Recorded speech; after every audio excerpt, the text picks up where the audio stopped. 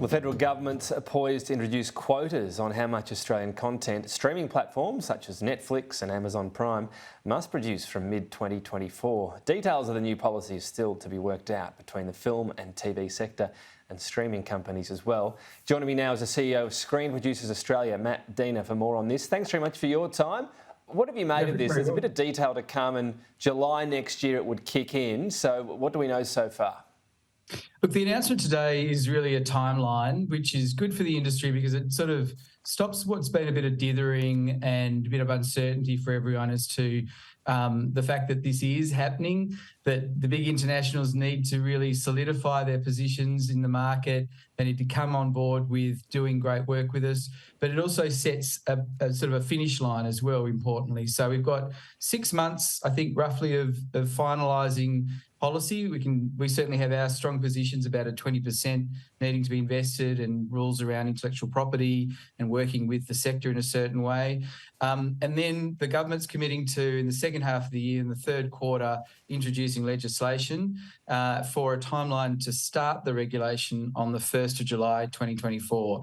And so that will, I think, cement what's been a sort of a stop-start investment strategy from some of the streamers. I think we've seen them come into the market to, introduce themselves with Australian content, but we haven't necessarily felt that there's a long commitment to these businesses in this market. And I think that it will also mean that we've got a parity in certain ways in regulatory frameworks that exist for, subscription television and for free-to-air television in the market also. And when we're talking about this figure, 20%, how does that compare to what's happening right now? And I guess that would depend on the streaming service. Binge, of course, owned by Foxtel, connected by Sky News. But, how do they all compare? Look, it's actually hard for us to know at this point because the 20% is a measure based on knowing exactly what the streamers are earning in this market, and that's something that they've held very close to their chest. So we're waiting for the government, I think, to receive, greater information from them and have that as part of the discourse. But we think that they're probably in all up about sort of 10%, maybe a bit more. So there's a bit more work for them to do, but they have increased their commitments over the last few years. Some of them are better than others. So this is a way of kind of normalising that investment, making it standard across all of the services so that there's an ongoing commitment. And we think that's pretty important because if you looked at a service like, 7, 9 or 10 or Foxtel, there's a large part of the revenues that's reinvested back in the local market. But for streamers, there's not a lot of overheads, right? They're sort of creating content in other territories, releasing into the market courtesy of the NBN, which would be, a taxpayer invested exercise. And so 20% of their revenues creating local content, we think is a reasonable commitment. And it is comparable with other jurisdictions. We've seen probably the best examples of France and Italy introducing that same sort of measure. So we think we were sort of around the right ballpark for what it should be. And we think it's well overdue. It's been something that's had 6 different government reviews all recommending the same outcome here. And does investment within Australian content, is it all considered the same, or should there be a difference between, a truly Australian production versus a Hollywood one that happens to be filmed in Australia?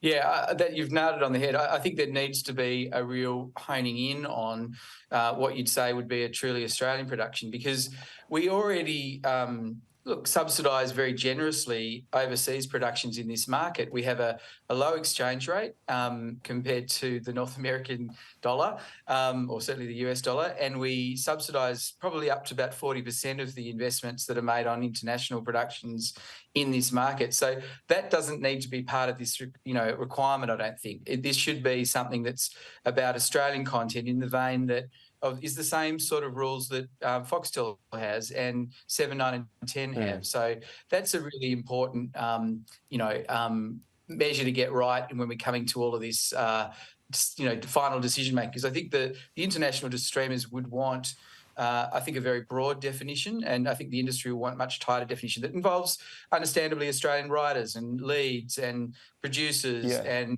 creators as well as crew. Yeah, and I guess it becomes, there's a hope, of a bit of a different mindset that rather than oh, we've got to spend some local money, that it's material they can use in Australia to get popular, but around the world. I mean, streaming has become global almost just in the past few years. And great Aussie, the last Aussie show I watched was Colin from Accounts. I'm sure that would get some traction overseas. And it's not as though Australians are any sort of stranger to Hollywood. Australian accents are just all over the place now, right?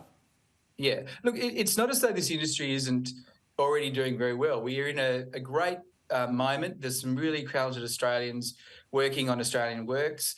And there is an opportunity, I think, to take us to the next level and really develop Australia as a creative central hub, not just a servicing hub, if that makes sense. That the world looks at us as having stories that compete absolutely with the UK and the US. That requires money. And we have a lot of talented Australians that, in order to, achieve their career dreams, they've had to leave the nation and work in different parts of the world.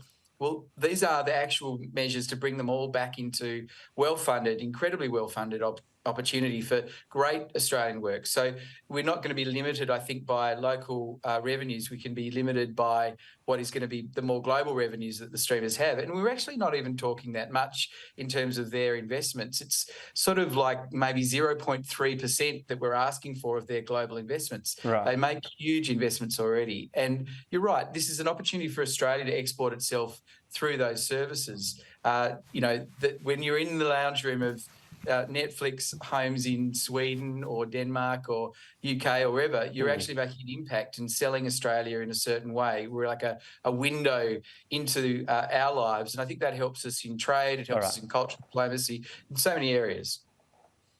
Got to keep the brand out there. Matt Diener, great to get your thoughts today. Thank you. Welcome.